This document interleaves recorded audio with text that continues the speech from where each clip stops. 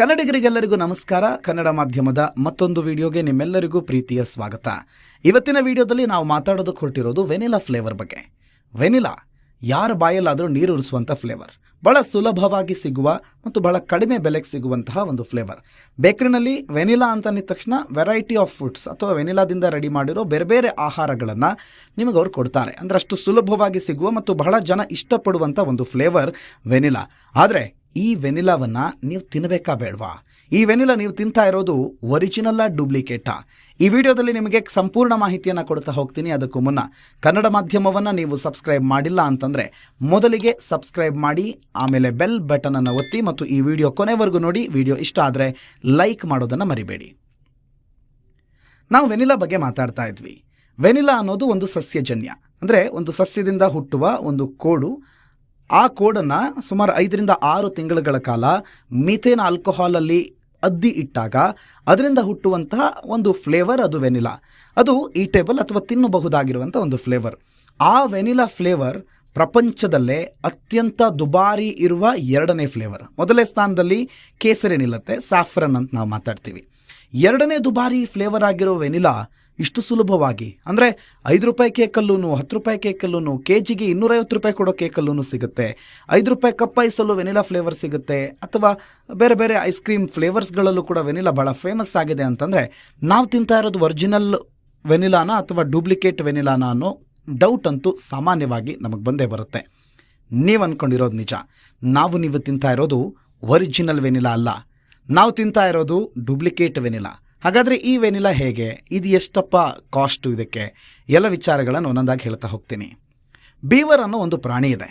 Beaver ಅನ್ನೋ ಪ್ರಾಣಿಯ ಬಾಲದ ಭಾಗದಲ್ಲಿ ಒಂದು ಕೆಮಿಕಲ್ ಉತ್ಪತ್ತಿ ಆಗುತ್ತೆ. ಆ ಕೆಮಿಕಲ್ ಆಲ್ಮೋಸ್ಟ್ ವೆನಿಲಾ ಫ್ಲೇವರ್ನ ಸ್ಮೆಲ್ ಮಾಡುತ್ತೆ.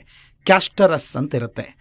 ಬೀವರ್ ಅನ್ನೋ ಪ್ರಾಣಿ ತನ್ನ ಟೆರಿಟರಿಯನ್ನು ಮಾರ್ಕ್ ಮಾಡೋದಕ್ಕೆ ಈ ಕೆಮಿಕಲನ್ನು ತನ್ನ ದೇಹದಲ್ಲಿ ಉತ್ಪತ್ತಿ ಮಾಡುತ್ತೆ.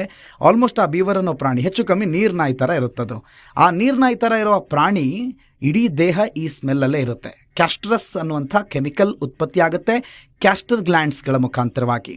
ಹಾಗಾಗಿ ಸಾಮಾನ್ಯವಾಗಿ ನೀವು ತಿನ್ನೋ ವೆನಿಲಾ ಇದೆಯಲ್ಲ, ಇದು ಆ ಬೀವರ್ ಅನ್ನೋ ಪ್ರಾಣಿಯ ಕ್ಯಾಸ್ಟರ್ ಗ್ಲ್ಯಾಂಡಿಂದ ಉತ್ಪತ್ತಿಯಾಗುವ ಕ್ಯಾಸ್ಟ್ರಸ್ ಅನ್ನುವ ಕೆಮಿಕಲ್ನಿಂದ ಸಿದ್ಧ ಆಗಿರೋದು. ಹೌದು, ನೀವು ತಿಂತಾ ಇರೋದು ಒರಿಜಿನಲ್ ವೆನಿಲಾ ಅಲ್ಲ. ನೀವು ತಿಂತಾ ಇರೋದು ಸಸ್ಯಜನ್ಯ ವೆನಿಲಾ ಅಲ್ಲ. ನೀವು ತಿಂತಾ ಇರೋದು ಪ್ರಾಣಿಜನ್ಯ ವೆನಿಲಾ. ಆ ವೆನಿಲಾ ಎಕ್ಸ್ಟ್ರಾಕ್ಟ್ ಮಾಡಿ ಆ ವೆನಿಲಾದಿಂದ ಬೇರೆ ಬೇರೆ ಫ್ಲೇವರ್ಗಳನ್ನು, ಅಂದರೆ ನಿಮಗೆ ಫುಡ್ ಫ್ಲೇವರಿಂಗ್ ಅಂತ ಬಂದಾಗ ವೆನಿಲಾವನ್ನು ಮೋರ್ ದೆನ್, ಅಂದರೆ ಒರಿಜಿನಲ್ ವೆನಿಲಾಗಿಂತ 90% ಈ ವೆನಿಲಾವನ್ನೇ ಬಳಕೆ ಮಾಡಲಾಗುತ್ತೆ.